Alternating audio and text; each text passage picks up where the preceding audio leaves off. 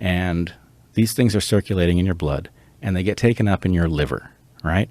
A certain number of cells in your liver will then be destroyed by your immune system. It's probably not a big deal because liver can replace itself at a very high rate. If it happens in your heart, it's an absolute disaster. And the reason it's an absolute disaster is that your heart, for reasons we can get into if you want, is not an organ that repairs itself, right? What it does instead is it scars. So you've got this mechanism where the failure of the vaccine, either because nobody aspirated the syringe or because it was leaking out of the deltoid anyway, is circulating in the body. It gets taken up by cells. In some unlucky people, those cells will be in the heart.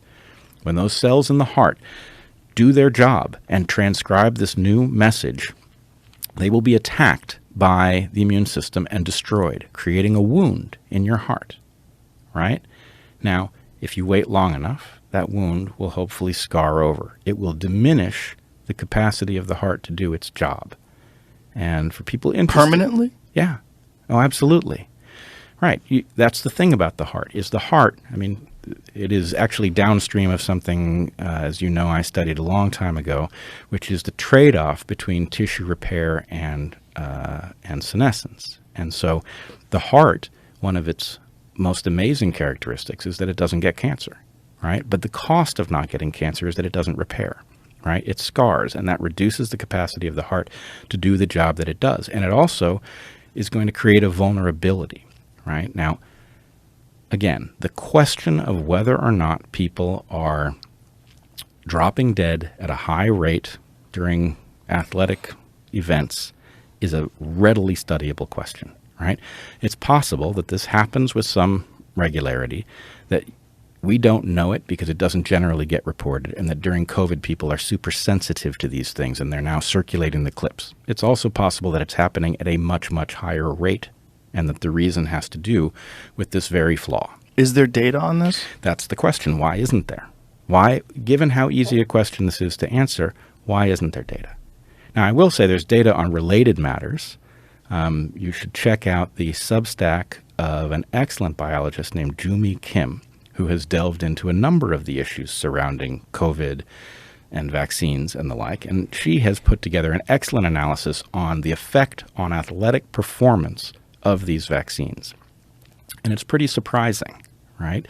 There is, in some large fraction of people who get the mRNA vaccines, a substantial decrease that I think she says is akin to something like the loss of 10 years of vitality. That's not a small loss. So there is evidence that there is a harm. There is an obvious mechanism. In fact, I think it is incumbent on those who designed these so-called vaccines to explain why this wouldn't happen. As soon as we knew that these things were going to circulate in the body, one has to make the assumption that they will be taken up haphazardly, and that having been taken up haphazardly, the immune system will target the cells that have taken it up and destroy them. Once you know that, the question is, well, what protects the heart? What protects the major blood vessels? Those are places you can't afford to have a wound. And yet, there's no explanation of how this could possibly be safe in this regard. And what's worse is, at the beginning of this so-called vaccination campaign, they very directly led us to believe that the mRNA transcripts were very short-lived, which leaves the idea that however bad these things might be, at least it's a very temporary kind of harm, right? The harm will be done and then it will be over. But it turns out that they actually did something. And you can, if we steel-man the position of the designers, they're trying to get a vaccine that works at all, right?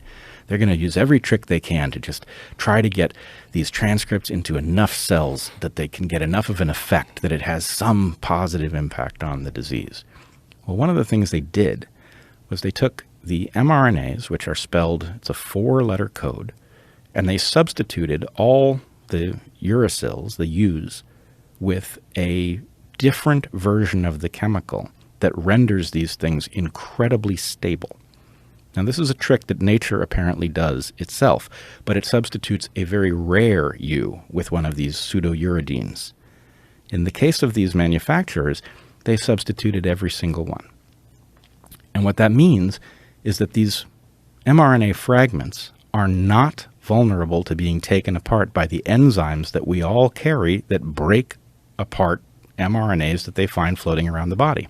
So at the point that the immune system has targeted these cells that have taken up these transcripts presumably come flowing out, and they get gobbled up by a macrophage or something like that, which then may get transfected itself.